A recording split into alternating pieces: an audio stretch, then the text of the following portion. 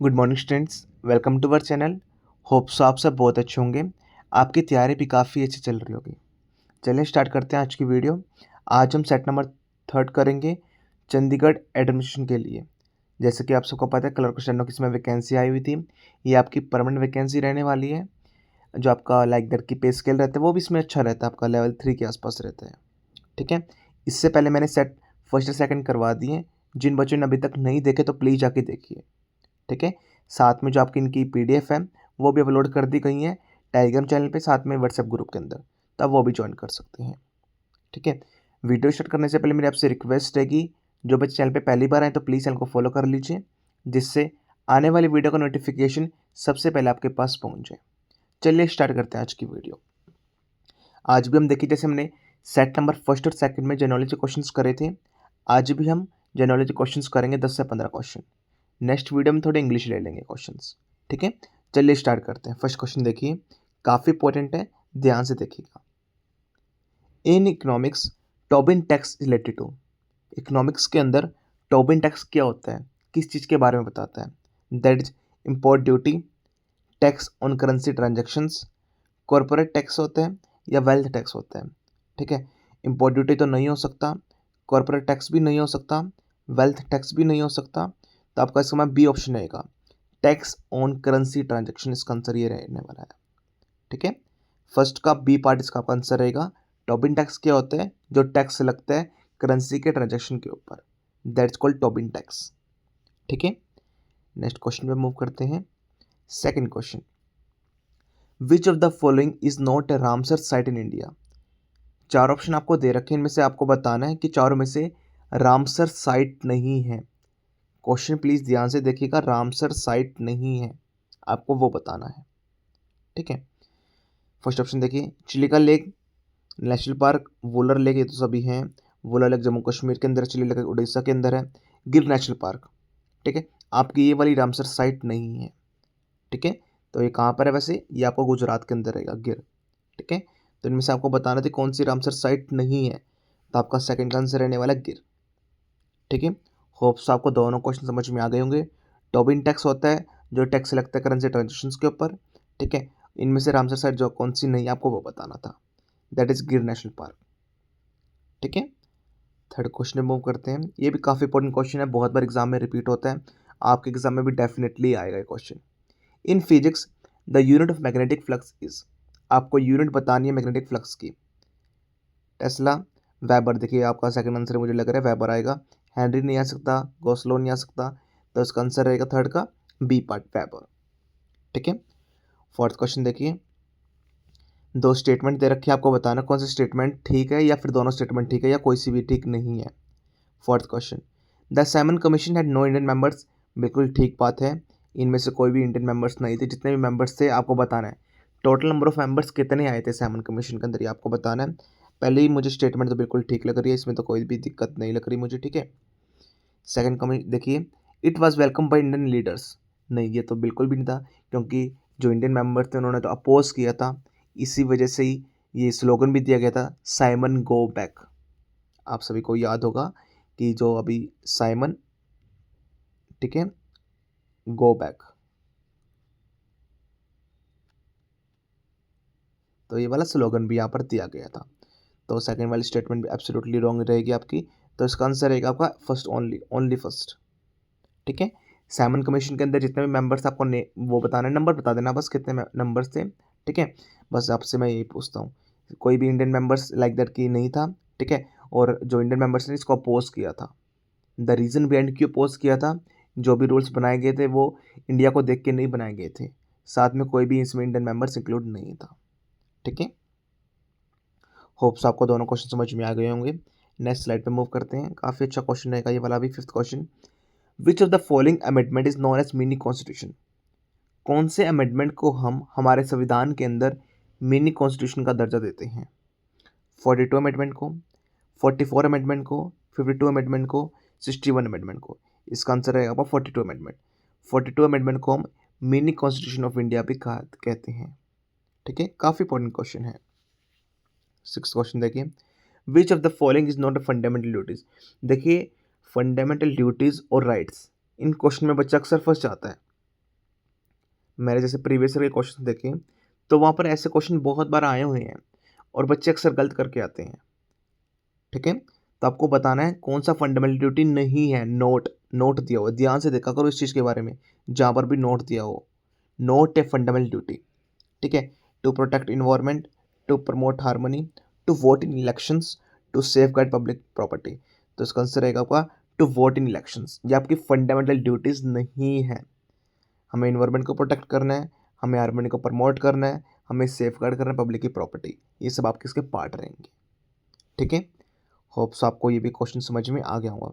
काफ़ी interesting questions लेके आया हूँ, नया क्वेश्चन लेके आऊँ, अब दिमाग खुलेगा इन क्वेश्चन से आपका।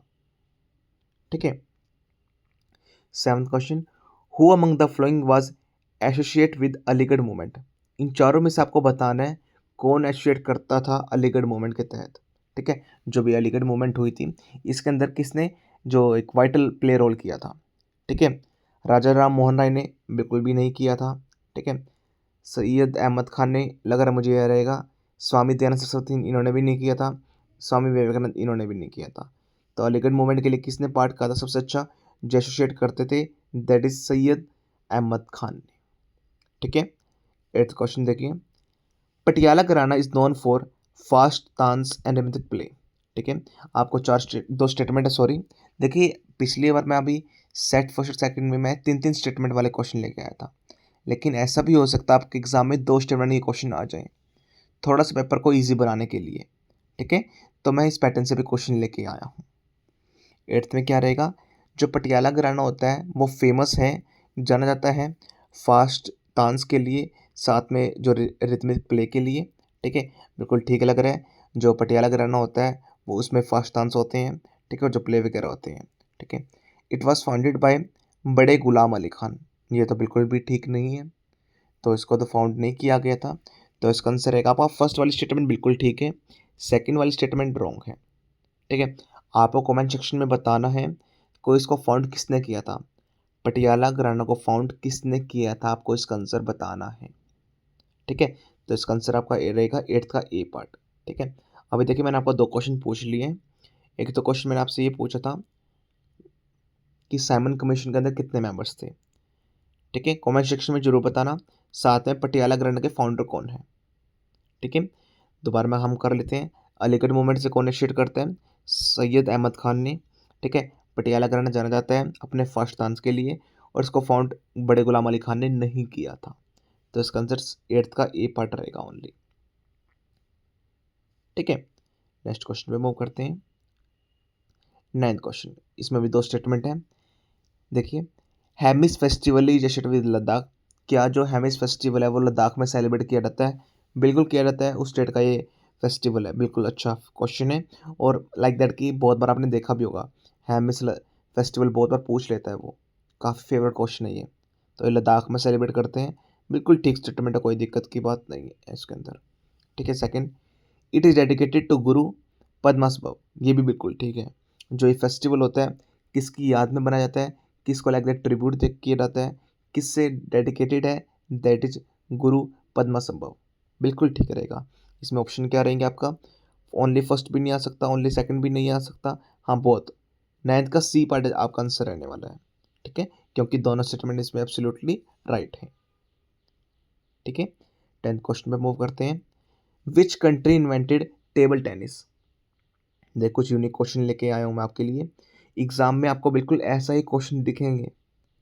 देखिए चंडीगढ़ एडमिशन के अंदर ऐसे क्वेश्चन पूछ जाते हैं जो और किसी एग्जाम में पूछे ही नहीं जाते, कुछ यूनिकनेस डालते हैं वो क्वेश्चन में। ठीक है, तो कौन सी कंट्री इन्वेंट किया table tennis, USA, China, England, Japan. आप सभी को पता होगा टीटी।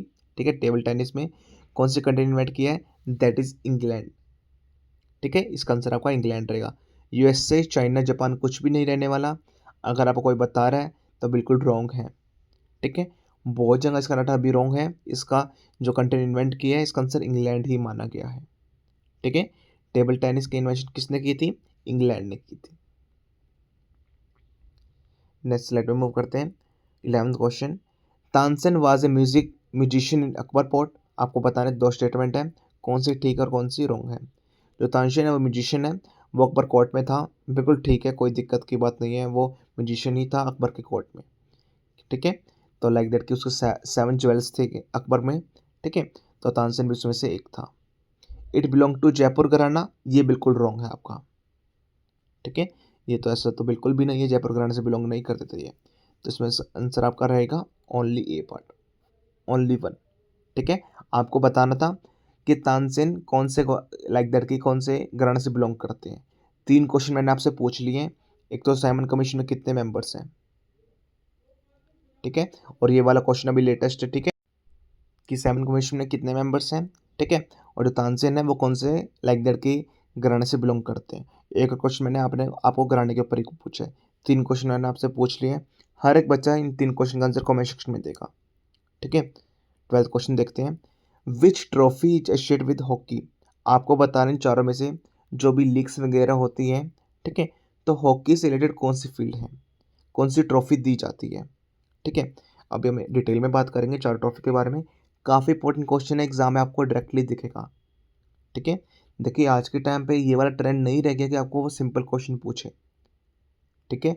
अगर बच्चे को डीप नॉलेज है, चारों क्वेश्चन आते हैं, तभी वो क्वेश्चन को करेक्ट कर पाएगा, ठीक है। चलिए देखते हैं पहला option Ranji trophy. Ranji trophy देखिए जो आपकी रहेगी वह भी क्रिकेट से रिलेटेड रहेगी, ठीक है, वह भी क्रिकेट से रिलेटेड रहने वाली है, ठीक है। जो आपकी संतोष रहेगी, ठीक है, संतोष आपकी रहने वाली फुटबॉल से रिलेटेड, ठीक है। जो आपकी डेविस रहेगी ये आपकी रहेगी टेनिस से रिलेटेड, टीटी, ठीक है। तो इसमें आपको ऑप्शन रहने वाला है, तो मुझे आपका 12th का सी पार्ट ही दिखाई दे रहा है, सुल्तान अजलान शाह कप, ये आपका हॉकी से रिलेटेड करता रहेगा। दोबारा एक्सप्लेन कर देता हूँ आपको 12th क्वेश्चन, जिससे आपके माइंड में सेट हो जाए। इनमें से आपको ये बताना था कि 4 ट्रॉफी दे रखी हैं, 4 लीग दे रखी हैं, कि इसमें से कि ट्रॉफी से रिलेटेड कौन सी फील्ड है। अगर आप कोई मैच जीतते हैं तो आपको कॉल लाइक दैट की कौन सी ट्रॉफी दी जाती है, ठीक है, या कौन सी क्रिकेट से है, फुटबॉल से है, बैडमिंटन से, टेनिस से, कौन से चीज़ से रिलेट करता है। तो आपको हॉकी से रिगार्डिंग आपको डिटेल में बताना था, ठीक है। तो इसमें देखिए सबसे पहले थी Ranji trophy. Ranji trophy under 18, under 19, ठीक है, क्रिकेट से रिलेटेड होती है, ठीक है। काफ़ी इंपॉर्टेंट है, याद रखना रणजी ट्रॉफी, ठीक है। काफ़ी बच्चे इसमें गलती कर देते हैं। क्रिकेट से रिलेटेड आपकी ये रहने वाली है, ठीक है। जो आपकी संतोष रहेगी, संतोष आपकी फुटबॉल से रिलेटेड रहेगी, ठीक है। डेविस रहेगी, ठीक है, वो आपकी टेनिस से रहेगी। टेनिस की मैं आपको एक और बता दूँ, होपमैन, होपमैन, होपमैन कप, ठीक है। होपमैन कप भी आपकी टेनिस से रिलेटेड रहता है, टेबल टेनिस से, काफ़ी इंपॉर्टेंट है, ठीक है। And the last Sultan Azlan Shah cup, ये आपका हॉकी से रिलेटेड रहेगी। तो इसका आंसर आपका रहेगा 12th का सी पार्ट, ठीक है। होप्स आपको सारे क्वेश्चन करके काफ़ी मज़ा आया होगा। काफ़ी इंटरेस्टिंग क्वेश्चन थे, एग्ज़ाम में आपको डायरेक्टली ऐसे ही क्वेश्चन देखेंगे, ठीक है। देखिए पढ़ो इससे जिसने पहले हज़ारों सिलेक्शन दिए हों, डेफिनेटली हज़ारों बच्चों को सिलेक्शन दे चुका हूँ, तभी इस मुकाम पे पहुँचा हूँ आज कि आपको पढ़ा सकूँ, ठीक है। डेफिनेटली इसका हमने कोर्स भी लॉन्च किया हुआ है, काफ़ी बच्चों ने ऑलरेडी कोर्स में इनरोल कर लिया है। हमारा इंक्वायरी नंबर रहेगा 9991503559। लेट मत करो, अगर आपको पढ़ना है, अगर आप इस चीज़ का वेट कर रहे हैं जब एग्ज़ाम डेट आएगी तब पढ़ना स्टार्ट करेंगे, देखो बच्चों आप काफ़ी लेट हो जाओगे। अगर आपको सेल्फ स्टडी करनी है बहुत अच्छी बात है। अगर आपको ढूंढ रहे हैं कहाँ से पढ़ूँ कहाँ से ना पढ़ूँ, सबसे बेस्ट कंटेंट है, ठीक है। कंप्लीट बैच रहेगा पेपर फर्स्ट एंड सेकंड के लिए, complete A to Z preparation रहेगी, अपडेटेड आपके नोट्स रहेंगे, 1500 प्लस आपके क्वेश्चंस रहने वाले हैं, पर्सनल मेंटरशिप रहेगी, काफ़ी प्लस पॉइंट रहता है ये, कहीं आपको नहीं मिलेगा ये चीज़ें। पर्सनल मेंटरशिप रहेगी 2 साल तक की, ठीक है। साथ में आपकी पर्सनल मेंटरशिप रहेगी टिल एग्ज़ाम तक की, और जो आपकी वैलिडिटी रहेगी 2 साल तक की, ठीक है। इंक्वायरी नंबर रहेगा 9991503559। आप मुझे व्हाट्सएप मैसेज कर देना इस नंबर पे, मैं आपकी डेफिनेटली हेल्प करूँगा। एग्ज़ाम के रिगार्डिंग और कोई क्वेरीज है, feel free to contact me. That's all from my side, thank you.